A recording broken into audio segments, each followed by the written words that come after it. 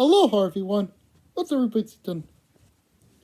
Inglesion, and today we'll be doing part 2 of Grave of Eddie Guerrero, Latino Heat, Legend Wrestler. So if you guys missed part 1, go watch that before you watch this one, but this will be part 2.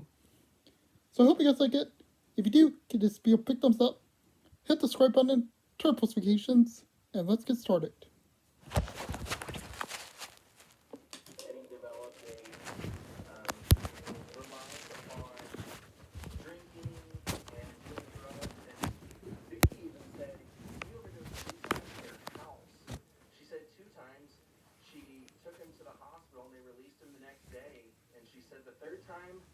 I saw him there, and I had to take the kids to school, and instead of calling the hospital, I just let him sit there, and I just prayed on the way back. I said, if this is it, if this is like, just let it be now, because I can't take much more of this. He didn't die. He went back to work and incurred a DUI, and the WWE released him. Now, they, very rarely would release somebody of his talent, but when there's a substance abuse problem, they had to let him go, and he had to go through rehab, work his way up through the independent circuit again, and unbeknownst to him, WWE was watching, and ended up a year later giving him a contract to come back. And not too long after Eddie came back, WWE decided to split their two shows into brands. They wanted to have specific wrestlers only a part of Raw, and certain specific wrestlers only a part of SmackDown. Eddie was sent to SmackDown, and basically they needed quick results. They needed to make this show a success. And Eddie, with his over-the-top personality, was one of the reasons that it was a success. Eddie took, just from being a technically good wrestler with a really great finisher, the frog splash, and he was known as like the Black Tiger early on, to coming up with this whole I'm your pappy, I lie, I cheat, I steal, Latino heat gimmick, and he really ran with it, and he made not only wrestling funny to watch, but he was good at it. Everything about it was entertaining. There was a full show, just him coming down to the ring. When he was in the ring wrestling people, he was the ultimate cheater. He would hit people with a chair and then put the chair in their hands and act like he was hit in front of the referee. He just always did something to draw the attention. And I remember one time watching a match, and it was a 3-on-3 match, and Eddie had just done a move, and all of a sudden he just had a heart attack in the ring. You could just see his face just go blank, and he falls to the ground, and you could see the camera shows all the other wrestlers that they're trying to figure out what to do, but every single wrestler they show in his eyes, they're all terrified, because it looks like he's going to die. And when he did eventually pass away at my age, untimely age of 38 years old, when they did a memorial tribute to him, every wrestler that you saw at the tribute was crying. Not visibly upset. Water coming out of their eyes, crying. He affected that many people. They said that both behind the scenes, he was a leader. He was always wanting to know what was going to happen in the matches. He always wanted to make them better. He always was talking to people through their problems. Chris Benoit was his best friend, and he helped him through a lot of his problems. And eventually, after Eddie passed away, Chris would have a very, very bad ending that I'll tell you about, that a lot of people actually kind of blame on the passing of Eddie. So for not being a terribly big guy, Eddie Guerrero did end up becoming tag team champions, and he eventually beat Brock Lesnar in 2004 to became the man. And like I said, for a guy who was 5'8", almost unheard of, he kind of helped open the door for people like Rey Mysterio and guys that were much smaller to get main event status against 7-footers. And Eddie, unfortunately, I had just seen him at SmackDown. I believe it, like I said, I think it was a Thursday night, and then they announced Sunday morning that he had passed away in his hotel room in Minneapolis.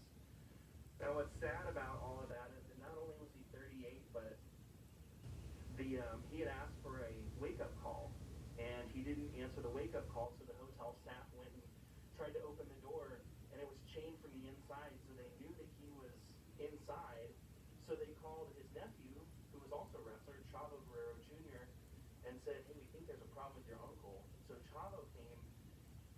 broke into the room, and when they went in, Chavo saw Eddie in his underwear laying face down in the bathroom with his toothbrush, and he helped turn him over, and he said he was still alive. He was gurgling and then passed away in Chavo's arms. Now, when they found out that he was gone, um, the way that they told his wife Vicky was that they actually told his sisters and his family, his parents first, and they came over to Vicky's house, Eddie's house. They had just moved here to Scottsdale a month before Eddie's passing. They went and rang the doorbell, and Vicky thought it was weird that someone would be ringing the doorbell. When she opened up the door, she saw the whole family there, and they told her what happened. But to this day, she's always had regret because she said that her phone rang at about 5:30 a.m.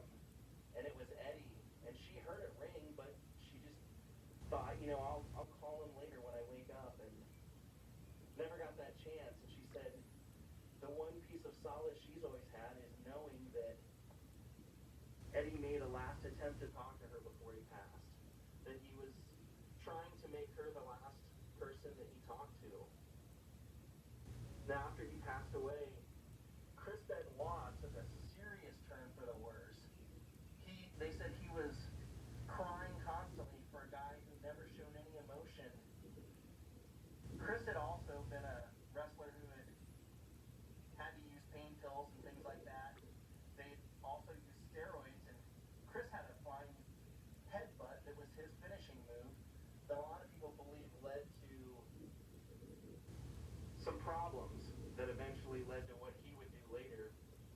But Vicky said that Chris, after Eddie passed, would come over to their house and go up and literally hug and cry, like hug Eddie's pillow and lay on his side of the bed and hug his pillow and cry. And her kids would come down and say, "Chris is crying again, Mom."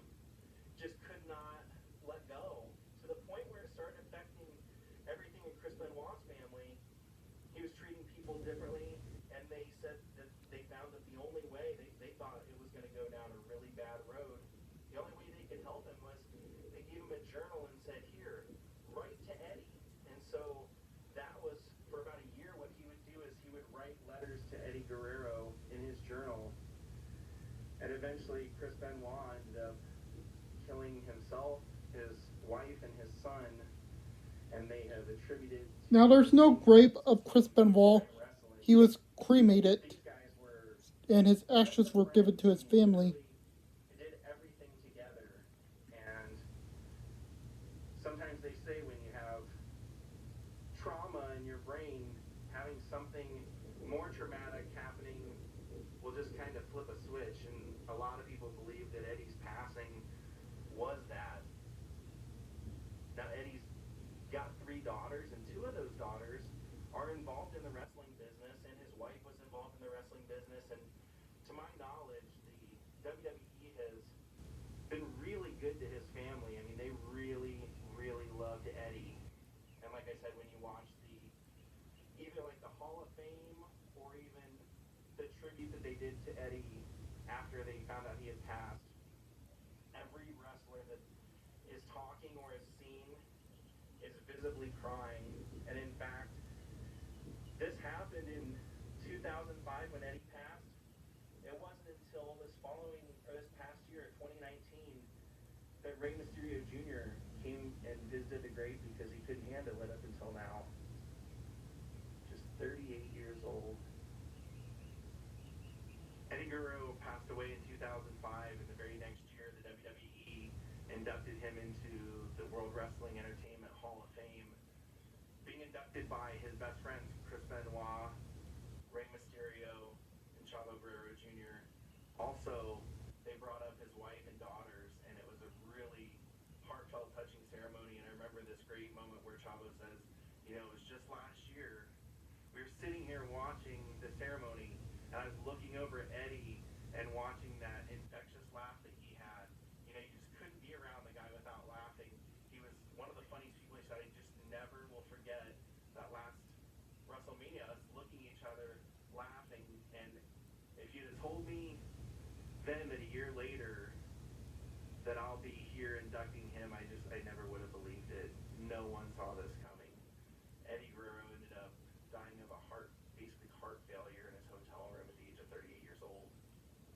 found a funny interview with Chavo Guerrero where he says he couldn't even begin to count how many times he was in a locker room getting ready for a taping, and Eddie would be standing in there half dressed with everyone else getting dressed, reading out of the Bible, trying to inspire guys and just trying to motivate them, because a lot of people in that locker room were battling with the same problems that Eddie had battled.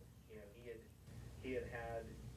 been fired from the WWE for substance abuse. He had been in trouble with the law for it, and so nobody understood it more than he. He also, and to WWE's credit, they've always been one to give second chances. Vince McMahon has always given second chances, and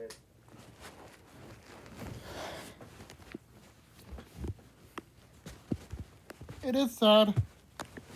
Because like I said, guys, this happened in November 13th, 2005. It affected everyone. It affected me a lot. Because, like I said, like the video said, Eddie was a good guy. Always had a kind heart. Everyone loved him. Even when he wasn't, like, competing or anything. Everybody loved Eddie. And sadly, he did pass away in November 13th, 2005. But what you guys also heard, it affected his friend Chris Benoit. And it really is sad because he and Benoit were friends. They were great friends. And ever since Eddie passed away, it affected him to the point where, as you guys heard, he did the unthinkable, killing his family and himself.